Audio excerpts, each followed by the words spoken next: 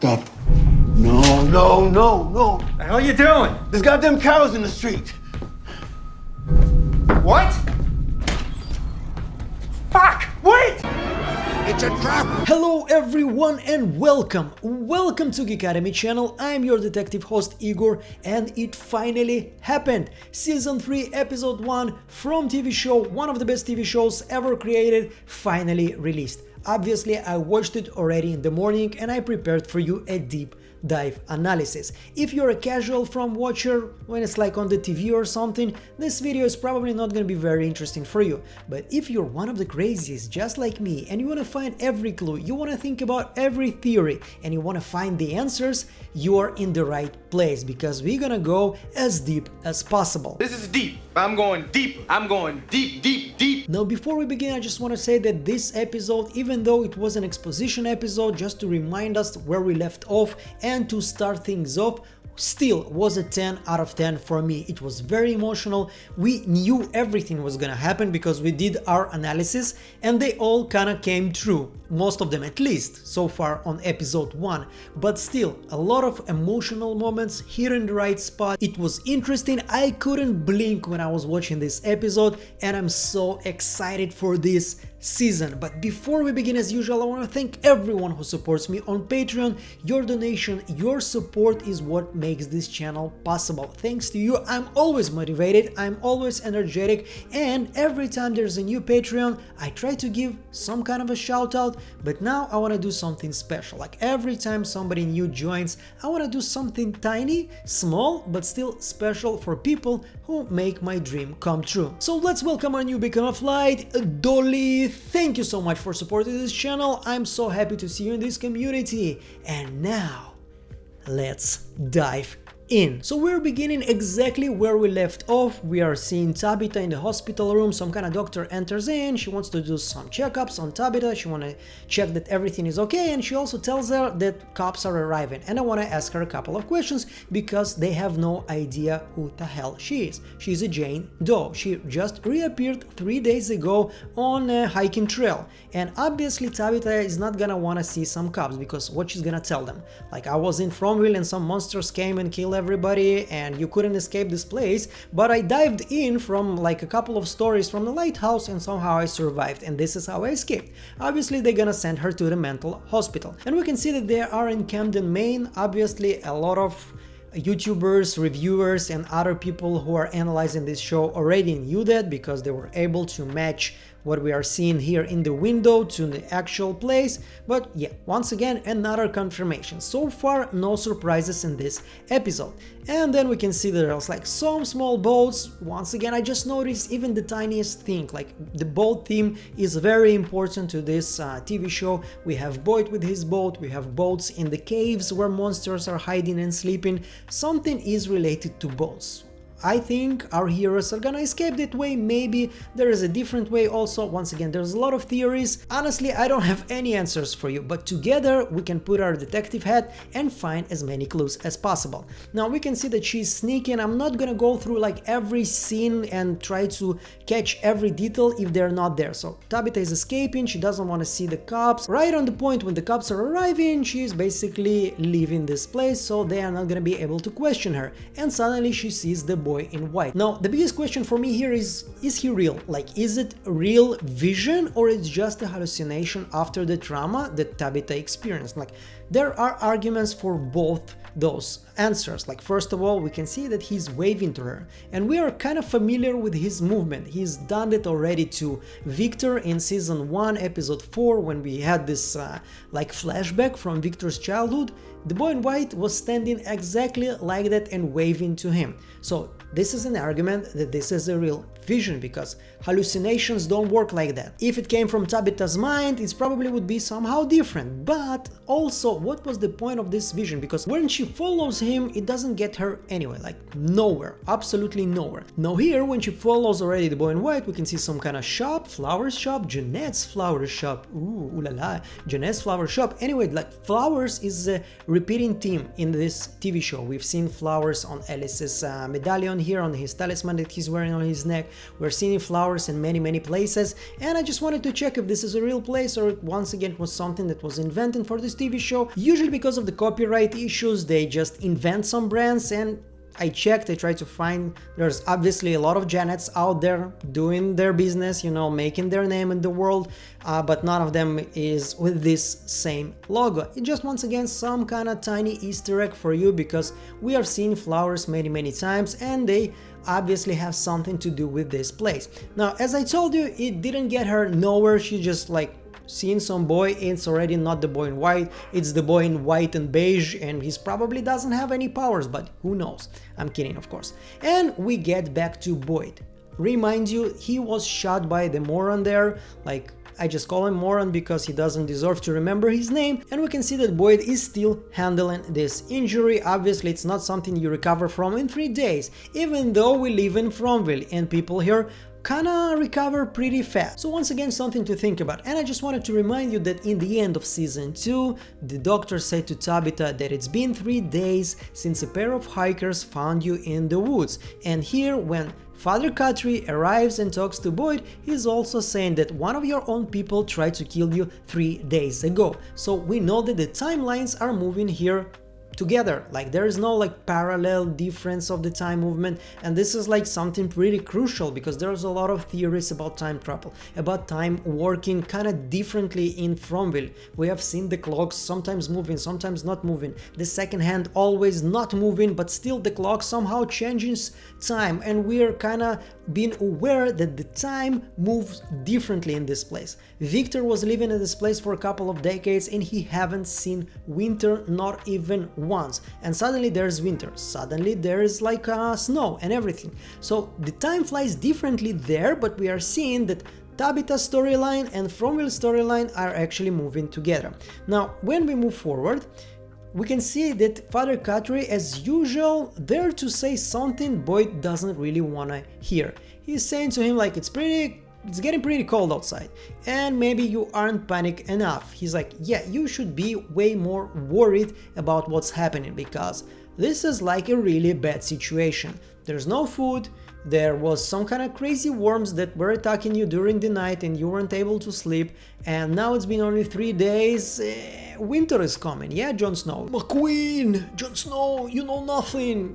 You know the deal. And we can see that Boyd is telling us something very important. He's saying that that thing, whatever it was, that was talking to him in the cellar when he was saving Mariel, Randall and Julie, it was definitely not his wife. Now, I was kind of leaning to that answer, also to that kind of conclusion, but once again it's From, so everything can be possible. Now here we have almost 100% confirmation from one of our characters, this is definitely wasn't his wife. Now what the hell then are you, Father Guthrie? What are you? And he's saying, I'm afraid I can't answer that for you, boy. I cannot answer that. I don't have an answer for you. No, this is not how he chose to answer that. He's saying, I'm afraid I can't answer that for you. So it means that Boyd needs to get an answer by himself. Once again, I'm starting to think that maybe Father Guthrie, Tom the bartender, there's somehow manifestation of some inner spiritual, mystical, mental, whatever, like psychological voices, forces that are inside of our heroes. Both Jade and Boyd are seeing visions of dead people. Now, we discussed it in my rewatch. By the way, if you're new to the channel, feel free to watch it. I think it's one of the best things I ever done. 20 episodes, every episode with like a lot of details, so you will know exactly what happens. Now, in the previous rewatch of the season 2 episode 10, I made for you this connection that every time somebody from Fromville touches the other side, whatever it is right now, we still don't know what it is, they have like a seizure, their nose is bleeding, they have some kind of a reaction. Just like Sarah, Elgin, Ethan, everybody was reacting somehow. Tabitha, when she saw them cool children, either your nose is bleeding or you have any seizure, your head is exploding.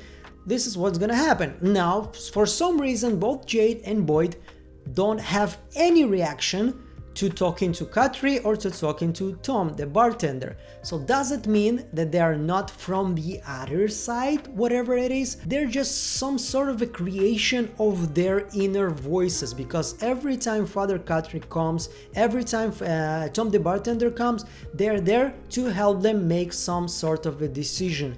And as Father Katri says here, Boyd is the one who needs to realize that. I have this kind of vibe of, you know, all of those movies like Fight Club and everything, when they have like a double personality. So you see, Tyler Durden can't say to Edward Norton that like, I'm just a figment of your imagination. He needs to get there by himself. So maybe this is what's happening here also. Like, we can see also that Julie is kind of distancing herself from her father, probably because of the trauma she experienced. Maybe she's also blaming him a little bit for like letting their mom just go by herself, even though she's like saying it's not your fault, it's not your fault, but we can see she doesn't really want to talk to him about anything. And Jim is obviously wants to go to rescue his wife. They haven't seen the body, they don't know what happened yet, and he cannot just rest there.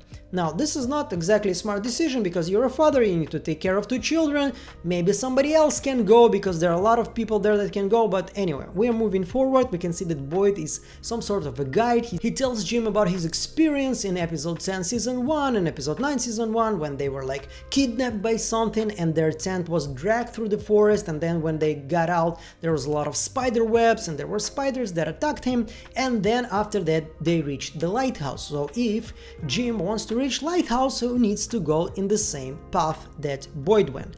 But we remember that this forest is kind of a live one and it's moving all the time.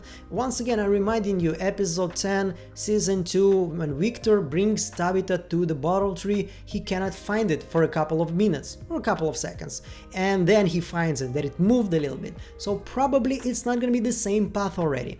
And we can see that Fatima here is experiencing kind of bad symptoms of pregnancy. She's puking, she cannot hold whatever is in her stomach, and obviously being pregnant in a place when there is no food and everything is rotten, not gonna be very good for you. And we can finally here learn this girl's name. Her name is Clara, whatever.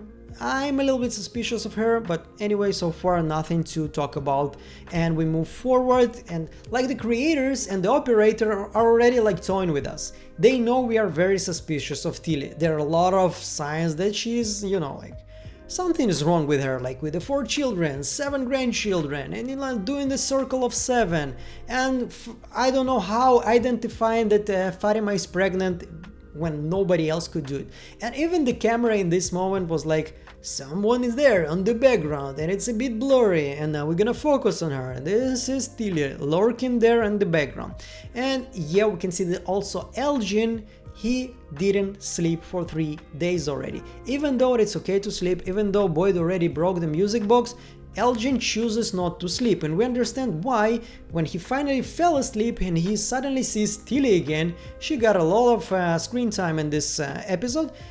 He's telling her, like, she's like, yeah, you know, this place isn't half bad, yeah, enjoying this place, another sign of being suspicious of you.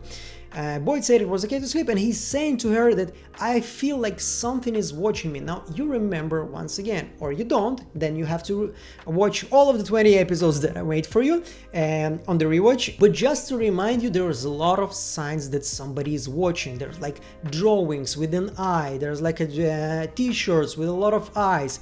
There was pretty good sign of, you know, like some kind of voice talking on the radio to Jim and telling him like, your wife shouldn't dig there. There was Martin talking to Boyd and saying to him like, yeah, maybe Abby was right, maybe it was all a dream, maybe it's all a dream. So monsters also knowing things they cannot know, knowing things that happened during the day, like in this episode and many others. So they know everything, they know all of the names, somebody here is watching. Now, as we also discussed with you in my previous videos, some people can sense here things, like Elgin, like Sarah, like Ethan, or like Tabitha, but I think Tabitha can sense because she was chosen and Boyd and Jade are also receiving premonitions, or they're receiving like some kind of, as I told you, manifestation of their own inner voice. So yeah, but Elgin, he received the dream from the boy in white. He had his seizures when the Matthews house collapsed. He is feeling actually that somebody is watching, because somebody is watching, and we need to remember this. Now we can see again the ghost in the kimono. Everybody thought it's Fatima because it's the same kimono she was wearing in season 2, but you know, like probably somebody else wore this kimono before Fatima. It's not like she brought it here with her. You know, like Colony House, everybody shares their clothes and so on and so on. Now, she doesn't look aggressive. She comes almost pleading. Like, look at her hands. She's like, give me some food and water, please. I don't know what she wants, but she wants something. Okay, it's not like I want to rip your face and I want to eat your heart like the monsters usually here. It's more like, yeah, let's hold hands together and then I'm gonna kill you. But it's gonna be nice. And we can see here that she's kind of like, she's almost dried out. Okay, it's not like already old skin, it's a dried out skin, and we noticed already something similar with Smiley when he was killed by Boyd. Also, his whole body was kind of like dried from any liquids. This is something that we see here, but obviously it's not the regular monster, and it's kind of something completely new. I cannot connect it nor to the worms, nor to the monsters, nor to the boy in white. This is something different. And it's interesting. Anyway, as I told you, episode 1 is a lot of setup and reminding us of what happened. A lot of like sentences about, yeah, it's been 3 days since somebody shot you. They're like Randall, Julie, and Mariel, they're okay. Christy is there with her, blah, blah, blah, blah, blah. So like 25-30% of this episode is basically reminding us what happened in season 2. But we kinda do already anyway, because as I told you, we are crazy people here. We are rewatching this TV show over and over and over again. So we can see here, as I told you, like we were also in a tent that got dragged who knows where. Boyd is telling Jim exactly what happened to him. And when he's talking to Kenny, this moment was like, I mean, come on. Do you have to make it that emotional? Because let's think about this situation. Kenny is basically going with Jim because he doesn't want his kids to lose another parent. He wants to be there like his backup. And he's saying, I know what it's like to lose a parent. Now, if you're watching this video, you probably have seen the episode. If not, and you don't want to get some spoilers, I don't know what you're still doing here at this moment, but you're warned. Right now gonna be pretty major spoilers. Of course, as we thought, Tien Chen is gonna get killed in this episode. Now, as I told you, another tiny exposition reminding us what happened with Jade in season 2. He finally saw the symbol the way it's supposed to be seen, looking up, seeing it in 3D, seeing exactly how the branches are actually interact with each other, and now he still don't understand what they want from him. So he wants to replicate this exactly, and we can see it's not even close to being the symbol that we've seen in the caves, and he's also drunk. So he needs to be dragged out to the police station, to the post office station, obviously, where he can sleep it off. And we can see that Tabitha in the real world, she notices some kind of like a, I don't know, it's like almost a farmer's market. It's not a farmer's market, it's stupid. It's like some kind of market with handmade things, and we remember that Tabitha really enjoys them. She made this bracelet to Jim from his father's shoelaces because like it was also defected, it has some kind of defect, and this is what made it special. So she's kind of drawn to this place, and she sees this girl that's basically talking on her phone, and she asks for a phone call. One of them is being pretty much a bitch, and the other kind of helps her. And when she calls her mom. Now I understand her completely. I can remember a period in my lifetime when I was kind of worried I may not even like survive this. I didn't know what is that, like I had this disease. Doesn't really matter, I don't want to like depress you, but I just remember thinking about this and thinking about dying. Like what really scared me, like really scared me, not even the death itself, but is actually imagining my parents having to go through it, going through losing their child. So yeah, that was the most scary thing for me. So obviously when Tabitha is finally released, she wants to give some peace of mind to her mom, who is dead worried about her daughter and her family. So when she calls her, she's like, she cannot basically explain to her what happened because even her own mother probably won't believe her. So yeah, they're talking and she's telling Tabitha, there is a police detective and he gave me his card. It feels a little bit important. Usually when there's a sentence like this, it has to have some kind of a continuation. Maybe the same police officer that we have seen in the previews, this is the detective, but she didn't look like a detective, but it kind of makes me feel we're gonna see some detective out there, because like probably mom is gonna call the detective maybe gonna be able to trace the call to Camden, Maine, and then he or she is gonna put 2 + 2 and like, this is the Jane Doe, this is where the call came from, yeah, let's look for her. So I'm waiting for that, but once again, I could be wrong here. Anyway, we can see that Tabitha sees a church. She is a religious one. We remember that this is the first place she went to in FROMMGM as soon as she started to, I wouldn't say feel comfortable, but started to get used to this place. She went to Father Guthrie, she gave him the Bible, she wanted to speak to the priest. We know that she's wearing like this small medallion here on her neck. There is an angel on the other side of it. So there are a lot of signs that she's religious, and obviously when she sees church, she wants to go to the church and have a confession. We're gonna get to it. Meanwhile, we can see another Easter egg. You remember this moment with Jay talking about puzzle? The problem is there's too much we don't know. It's like opening a book and starting from the middle, or try to imagine what a jigsaw puzzle looks like when all you have is a few random pieces, right? And not even the helpful ones like corners or edges, just vague. The trick is you find 2 pieces that connect. Then at least you have a place to start. So seeing Ethan here playing another game, once again the theme of games with cards, we have seen it with other games, a lot of games in Victor's room, a lot of games everywhere. Like there's a theory that there's a game here between some forces.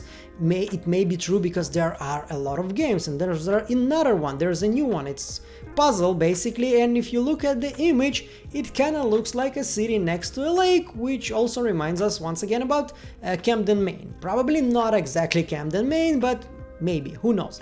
And it's just an Easter egg, and we can see here another tiny Easter egg. We can see that peaches, like the boxes from peaches that Victor used to eat, they're everywhere. Here they're helping the flowers to grow even though they're dying, but they're everywhere. Just a nice moment, a nice Easter egg for me. Now, when once again Jim and Kenny finally go into this adventure, Boyd gives them last instructions. He's telling them as soon as you're gonna see spiderwares, you know that you're going in the right direction. So they know exactly where to go and how to understand that they're going in the right direction. And we can see that everything is rotten. Everything is rotten, the whole food is rotten. So yeah, everything is rotten, the whole food is rotten. After the storm, everything that survives is rotten right now. It feels once again deliberate. It's not just because of its winter. It feels like the soil, the whole like place trying to make all of our heroes to move out of here, to move out of this town, to go somewhere else. And we can see here that Randall is taking a goat, he's taking Alma, he's probably want to kill it and eat it. So yeah, obviously Ethan is not happy because we remember in season 1 he got to know Alma, they kind of became friends.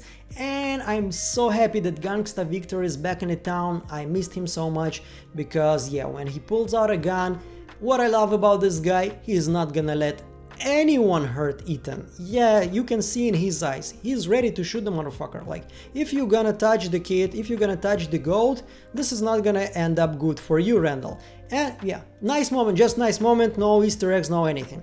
And we can see like again with the break, like boy, this place is not gonna break us. He's stunting its place, he's turning it into Michael Jordan, as I told you, like he makes it personal. And once again, he's talking about breaking things. Another just nice moment that I really enjoyed, some healthy masculinity, some healthy testosterone there, like when Boyd is telling Randall, oh, we're gonna go right now. The actor who plays Alice, he's like sighs and like, just give him the goat, man, because I got my dad's back and it's not gonna turn very good for you if you're gonna go that way. So just really enjoy this moment, nice moment, I love those kind of moments. And when we move forward, we can see like they're taking Alma back because they need the animals. This is like their own resource that is left. They need milk, they need eggs, and this is the only place they can come from animals, because everything vegetarian, everything vegan is dead. Now when Jim and Kenny go into the forest, they see already this doll. We've seen it already in the previous, we discussed it, but you may be for the first time on my channel. So we can see there is a scar on its forehead, just like the Uncool children, just like Jim, just like Tabitha even in the hospital. And it's also have one eye missing, and it's also a theme that repeats itself. And once again, I'm gonna remind you pretty fast, we have this girl, her name is Carla. Now we know she got hit in the eye. We've seen these images with like monsters bleeding from one eye,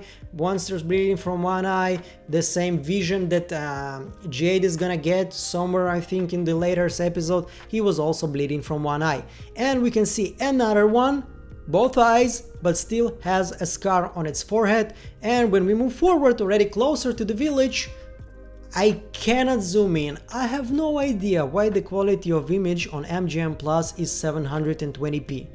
This is insane. Paying for subscription then watching something on 720 is insane to me, but you know, I have to work with what I have to work with. And still, when I zoom in, I cannot really see if this one also have some scar on its forehead, but as Ankui children, some of them do have, some of them don't. Those also, some of them do, some of them probably don't. Now we can look at this place. It looks very old, it looks very ancient even. This is something that Vikings would build. You know, like we talked about, like this, like the American history, and the first people to actually discover from Europe to discover America were Vikings. They call it Vinland. It kind of looks like it, or maybe a little bit later. Now when we remember this map from Victor's trailer, we can see some of the houses really familiar to what we're seeing right now, really similar, so maybe it's them. And when we zoom in, we can also see some kind of a furnace. This is where they're probably used to cook food, so people used to live here, people used to cook food here. Maybe it was like the first Fromville, because the one that we're looking right now was built somewhere in the 70s of the previous century, and maybe these were like the first village that was ever hunted by monsters. No clue, but we can see like there is some kind of like a chain there, like something like a shackle there. Maybe something was like a trap there. I don't know what is, but maybe it was for some kind of an animal. I have no clue, but once again, I notice, I share, and we can see that not all of those creepy dolls are looking away from this tiny village. Some of them are looking right at us, right at the buildings. And once again, we can see there is some kind of like metallic wheel. There were people here, they prepared food, they cooked food, and this is also the place where I think Jim and Kenny is gonna find some food. And once again, as I told you, the metal wheel, Tabitha there, she's actually coming to the church and she's talking to the priest. And she's confessing to him, she's saying, I feel like my mind is breaking. Once again, interesting choice of words. It's not like I'm losing my mind. Usually people would say like, I feel like I'm losing my mind. I feel like I'm going insane. She's saying like, I feel like my mind is breaking. Not you alone, Tabitha. All of us who try to analyze this show for more than a couple of years already are all feeling that our mind is breaking. There's a lot of information. But once again, the whole breaking theme is very repetitive here in this episode and in previous season too. Now, this episode was all about moms. We have already Tabitha's moms, and we're gonna talk a little bit more about Kenny's mom later. Now we can also see that Tabitha is kind of having like a religious, like a belief crisis. She's losing faith. She's saying because if God is real, then he made that horrible place. He was the one that let my baby fall off the changing table. And it's this moment, this is when the priest feels worried. He feels like he heard something that he didn't expect to hear. Now you obviously can interpret it simple, like this priest was just hearing something and he understands that Tabitha is in pain and he wanted to help her, like every priest does. This is their job basically.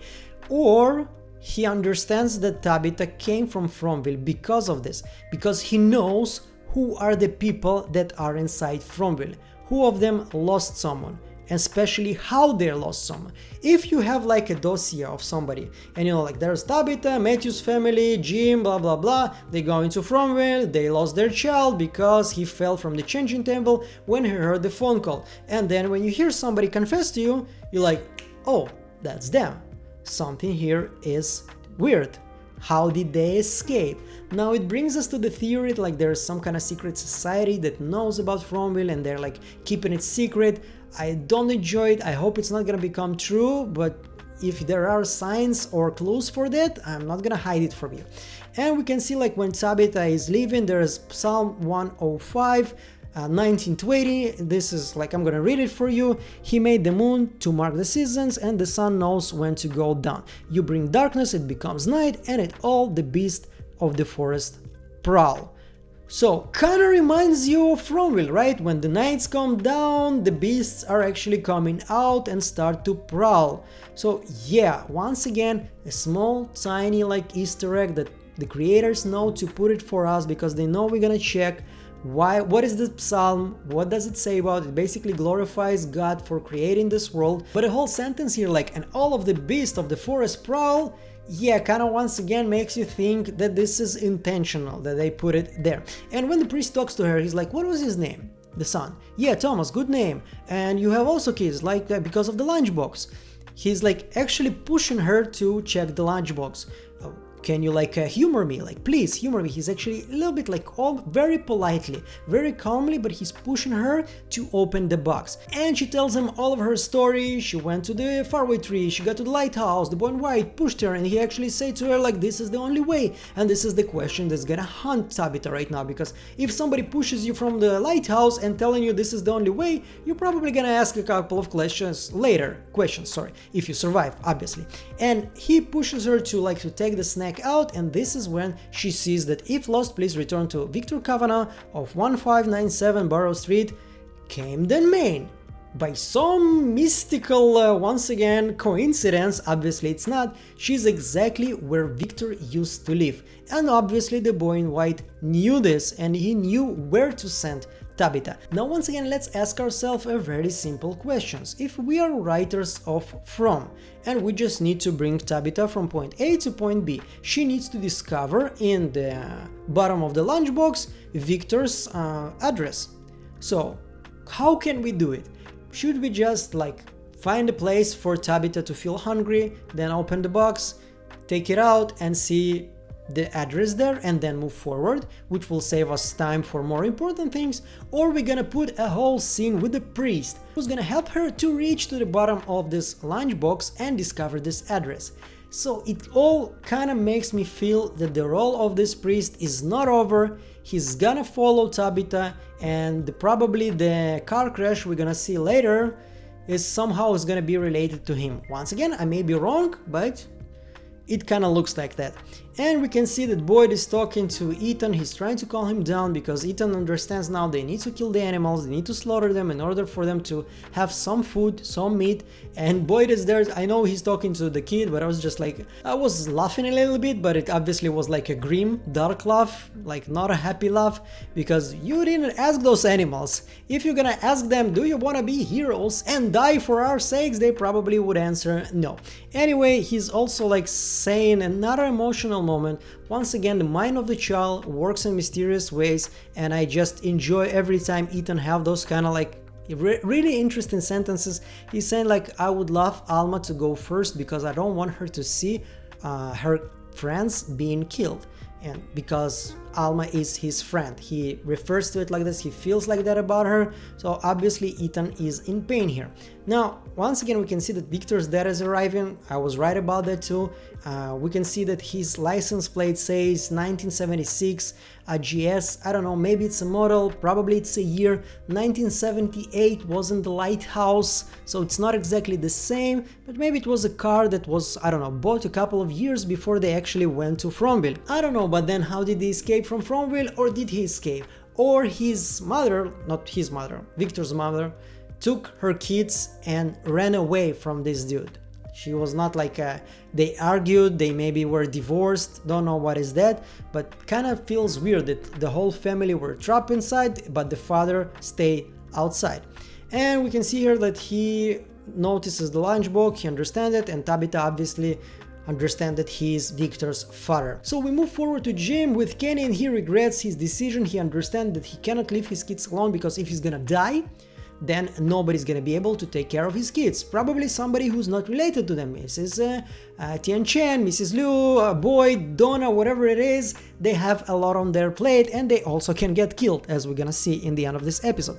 And he's saying like we would already see the spider web, so we're probably going in the wrong direction. So it's a wrong direction and they need to come back home, but suddenly they hear like rustling, twigs snapping. The monsters are moving, or are they? Is it really the monsters? Because we've seen already monsters somehow almost sensing that there are people inside, and if they are sensing that, they start to whisper and talk to you and tell you that they're your grandma or whatever it is. Because I think, and we have seen already some kind of a previews for the future episodes, and we've seen Kenny and Jim coming back with food. Now they didn't see any food. I think in the next episode they're gonna wake up and suddenly they're gonna see that there are a lot of food. There are like crops rising, there are like some kind of, I don't know what else. I don't know, maybe grain, maybe corn, whatever it is, but something that can feed FROMville. So maybe this noise that they hear, this is something else and not just monsters that are going again from the caves to the FROMville town. Just reminding you, the promo materials from Amazon, we seen Kenny on the next day, he's standing next to some kind of a lake. So yeah, probably they're not just gonna wake up and go straight to the city, they're gonna check a lot of other places and they're gonna find something. And that's an ambush, that's a trap, and we are seeing monsters behaving like they never did. Yeah, we've seen them developing and evolving through seasons, like in season 2 they killed this girl with a metal rod and they were playing with her, they were torturing her, but to create this kind of sophisticated ambush, to release all of the animals, to open the barn doors, to wait for somebody there in the barn, this is like already a strategical level of planning, and we haven't seen anything even remotely close from them. And the cowboy here is gonna talk not like the usual monsters are talking, like I am a monster, let me go in. I might sound a little bit stupid, but somehow it works on people. We don't understand why it works on them, because of some kind of mental powers. The cowboy and Boyd were talking almost like pals, not hating each other obviously, but they were talking on the same level. So the monsters are becoming more and more human. Yeah, so as I told you, the ambush, we can see that Boyd here is looking at the board, and Jade, they're all like drinking alcohol. We can see once again the time moved. It used to be 8 p.m, now it's 11 something, 11 and 10. Doesn't really matter. They can hear that the animals are running away. They understand this is like the last chance. If they're not gonna save the animals tomorrow, they're not gonna have anything, not vegetarian food, not any food at all. And we can see Randall is waking up. There's some kind of box next to him. I don't recognize it. Maybe we'll see it again. I don't know what it is. Looks a little bit like lunchbox from Victor, but it's different. Like it's the same size, the same structure, but different colors. And we can see that the monsters are actually coming closer to the houses. They probably wanted to stand next to every door, and when somebody goes out just to eat them, exactly what's gonna happen a little bit later. Like Randall, to his credit, I always tell this, he's a douchebag, yeah, but he's definitely not a pushover and he's definitely not a bad guy. He wants to help, he's not gonna just look at people like, he's not like an evil guy. He's not gonna be like, and he's obviously not a coward. So he has a lot of good qualities in him. He just can be a very big dick sometimes. And we can see that Alma, like Eren is seeing Alma, and for some reason he goes out to the night. That was a stupid move, kid. And we can see her, the grandma, she was standing there all along waiting for them. So it's an ambush, she's like attacking. Once again, all fun and games. For the monsters, it's all fun and games. They want to play, don't you want to play? I want to play, play. Oh, shut the fuck up already, please die already with your stupid fucking games. And they have a surprise for you, yeah. So Sarah saves them because she probably left also and she noticed it. So it's kind of, once again, her redemption arc is building up. She was the one who tried to kill Ethan, now she's the one to save them, him and Julie. So yeah, another new thing, we haven't seen it, we heard it many times, them screeching, they're screaming, they're howling to the night like wolves. This is the first time we see that, and it felt like they are communicating, like it's almost like, yeah, I lost the kid, please find somebody else. So we can see that the milkman turning into the monster and killing the cow. Now this is another thing for monsters. We've seen them many times transform and then even their clothes change. Like it happened in season 1 when they killed Frank. Once it didn't happen like that when they killed Father Cutlery, but we never saw them just like walking with this face, this like orc from Lord of the Rings face, many minutes or maybe even hours. They're just like operating. It felt like they're acting like normal human beings when they look like human beings, and as soon as they turn to this beast-like creature, they start to be way more aggressive, way faster, and we've seen them only for a couple of seconds. Here we can actually look at them, unfortunately, for way more than a couple of seconds. So another one is howling, another one is screaming and like screeching to the moon, or whatever it is. He's like putting blood on his shirt, and I would argue, and I'm probably right, that next time we're gonna see him, his shirt is gonna be clean. So unless there is some kind of a laundry in the caves, there is once again something mystical here that helps them, I don't know, to basically respawn every night. Yeah, so we can see once again Sarah and Ethan and Julie, they're escaping and Randall is saving them, and we can see this moment. And this moment, as I told you in the beginning of this video, think about this night if Kenny was at home. Everybody went to the bar right now, they took some animals there, and Boyd is the only one who's trying to take the cow inside. The only one who's helping him is Tian Chen. Now if Kenny was outside, would he stay at home? Probably not. Yeah, he would probably be next to Boyd. His deputy would never leave him alone. After everything that went between them, still, Kenny would never leave Boyd alone, and Kenny would probably freak out and even forcefully push his mom to some place, to some house, to keep her safe. So I think that if Kenny wouldn't live with Jim, and maybe it was even the monster's plan all along, to break Boyd by killing his deputy, his like closest thing to a son, after Alice obviously here in this place, killing in front of him. So killing Tian Chen is also very traumatic obviously, but I don't think this was the plan. They wanted to take Boyd and Kenny to the barn. This is what they wanted. Once again, this is just my theory.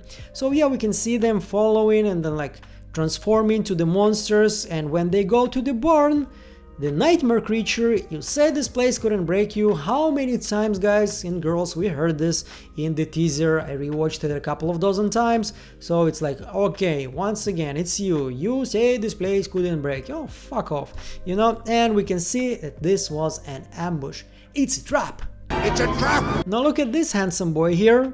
He looks very weird.